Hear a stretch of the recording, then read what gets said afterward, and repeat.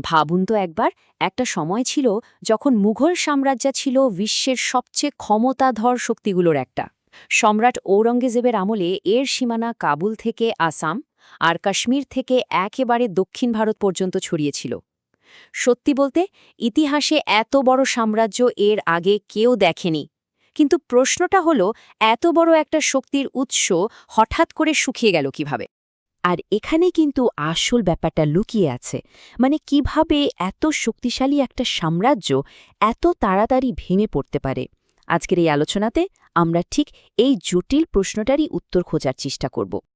দেখুন, সম্রাট ঔরঙ্গজেবের সময় মুঘল সাম্রাজ্য তার ক্ষমতার একেবারে চূড়ায় পৌঁছে গিয়েছিল। কিন্তু অবাক করা ব্যাপার হলো, তার মৃত্যুর মাত্র ৫০ বছরের মাথায় এই বিশাল সাম্রাজ্যটা প্রায় ধুলোয় মিশে যায়। তাহলে চলুন একটু পেছনে ফেরা যাক, দেখি কিভাবে শেষ মহান মুঘল সম্রাট ঔরঙ্গজেবের আমলে এই পতনের বীজ বোনা হয়েছিল। আচ্ছা, এই স্লাইডে যে বিষয়টা সবচেয়ে গুরুত্বপূর্ণ তা হলো সাম্রাজ্যের নীতিতে একটা আমূল পরিবর্তন। দেখুন, সম্রাট আকবর একটা জাতীয় রাষ্ট্র গড়ে তুলেছিলেন যেখানে সবাই মিলেমিশে থাকবে। আর ঔরঙ্গজেব চাইলেন একটা ইসলামিক রাষ্ট্র প্রতিষ্ঠা করতে, যা ছিল অনেকটাই বিচ্ছিন্নতাবাদী। আর এই একটা সিদ্ধান্তই কিন্তু পুরো সাম্রাজ্যের ভিত্তিটাকে নাড়িয়ে দিয়েছিল। আর এই পলিসি বদলের ফল হল মারাত্মক। একেবারে সাথে সাথেই এর প্রভাব দেখা গেল। যে রাজপুতরা একসময় মুঘলদের সবচেয়ে বড় শক্তি ছিল, তারাই হয়ে গেল শত্রু। শুধু তাই না, পাঞ্জাবে শিখ, আগ্রার জাট, সতনামি, বুন্দেলা সবাই বিদ্রোহ শুরু করে দিল। আর এর সাথে যুক্ত হল দাক্ষিণাত্যে মারাঠাদের সাথে ২৫ বছরের এক লম্বা, রক্তক্ষয়ী আর নিষ্ফল যুদ্ধ। মানে চারিদিক থেকে যেন আগুন জ্বলে উঠেছিল, যা নিভানোর ক্ষমতা সাম্রাজ্যের আর ছিল না। তো এই রাজনৈতিক ভুলের পর চলুন এবার দেখি কিভাবে এই সাম্রাজ্যের অর্থনীতিতেও ঘুণ ধরতে শুরু করল। এই সিদ্ধান্তগুলো এমন এক অর্থনৈতিক সংকট তৈরি করেছিল যা পুরো সাম্রাজ্যকে ভেতর থেকে একেবারে খোকলা করে দেয়। ব্যাপারটা হলো, একদিকে শাহজাহানের এলাহি জীবনযাত্রা আর অন্যদিকে অরঙ্গজেবের থামতে না চাওয়া যুদ্ধ। এই দুটো মিলে সাম্রাজ্যের কোষাগার মানে ট্রেজারি একদম খালি করে দিয়েছিল। পরিস্থিতি এতটাই খারাপ ছিল যে বলা যায় দেশটা দেউলিয়া হয়ে গিয়েছিল। আর এই অর্থনৈতিক পতনের মূলে ছিল জায়গিরদারির সংকট। সিস্টেমটা কী ছিল? সহজ কথায়, বড় বড় আমির ওমরাহদের মানে মানসাবদারদের বেতনের বদলে জমির রাজস্ব বা জায়গির দেওয়া হতো। কিন্তু সমস্যাটা হলো, মানসাবদারের সংখ্যা হু হু করে বাড়ছিল, কিন্তু সেই অনুপাতে ভালো জমি তো আর বাড়েনি। ফলে শুরু হলো কারাকারি আর দুর্নীতি।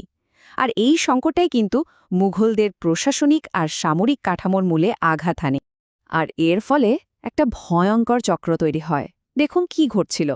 প্রথমে ভালো জায়গার অভাবে অভিজাতরা কৃষকদের ওপর চাপ বাড়াতে শুরু করল। অল্প সময়ে বেশি মুনাফার জন্য তাদের ওপর চাপানো হলো অসীম করের বোঝা। ফলে কি হলো, কৃষকরা হয় জমি ছেড়ে পালালো, নয়তো বিদ্রোহ করল। এতে কৃষি উৎপাদন গেল কমে। আর কৃষি উৎপাদন কমলে রাষ্ট্রের আয়ও কমে গেল। মানে যেই সিস্টেমটা বানানো হয়েছিল সাম্রাজ্যকে চালানোর জন্য, সেটাই উল্টো সাম্রাজ্যকে ধ্বংস করতে শুরু করল। তো একদিকে অর্থনীতি ভেঙে পড়ছে, অন্যদিকে সম্রাটের ক্ষমতাও কমে আসছে। এর ফল যা হওয়ার তাই হল, দিল্লির রাজনৈতিক কেন্দ্র মানে সেন্ট্রাল পাওয়ার পুরোপুরি ভেঙে পড়ল। পরিস্থিতিটা কতটা খারাপ ছিল তা শুধু একটা সংখ্যা থেকেই বোঝা যায়। ঔরঙ্গজেবের মৃত্যুর পর মাত্র ১২ বছরে ৫ জন সম্রাট দিল্লির সিংহাসনে বসেন। ভাবা যায়? এর মানে হল, সিংহাসন নিয়ে চলছিল লাগাতার যুদ্ধ আর ষড়যন্ত্র।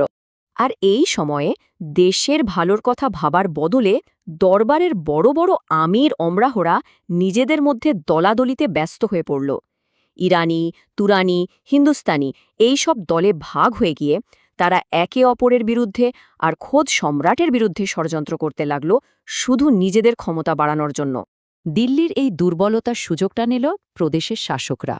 বাংলা, অযোধ্যা, দাক্ষিণাত্য এই সব জায়গার উচ্চাভিলাষী শাসকরা নিজেদের প্রায় স্বাধীন ঘোষণা করে দিল। মানে সাম্রাজ্যটা শুধু ভেতর থেকে নয়, বাইরে থেকেও ভাঙতে শুরু করেছিল। এই অবস্থায় মুঘল সাম্রাজ্যটা একটা ফাঁপা খোলসের মতো হয়ে গিয়েছিল। বাইরে থেকে দেখতে হয়তো তখনও বিশাল, কিন্তু ভেতরে কিছুই নেই।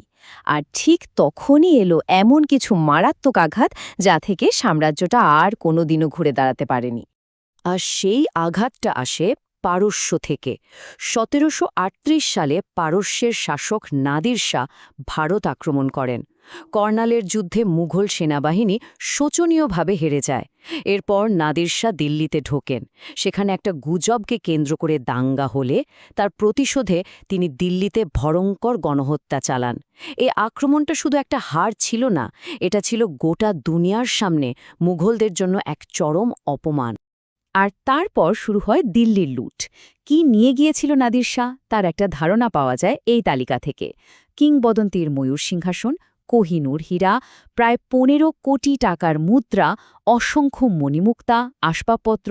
শুধু তাই নয়, ৩০০ হাতি, ১০,০০০ ঘোড়া, ১০,০০০ উট, মানে এক কথায় দিল্লির সমস্ত সম্পদ আর সম্মান এক ঝটকায় লুট করে নিয়ে যাওয়া হয়। তাহলে পুরো ঘটনাটা দেখলে এটা পরিষ্কার যে মুঘল সাম্রাজ্যের পতন কিন্তু কোনো একটা কারণে হয়নি। এটা ছিল অনেকগুলো সংকটের একটা সম্মিলিত ফল, একটা পারফেক্ট স্টর্মের মতো।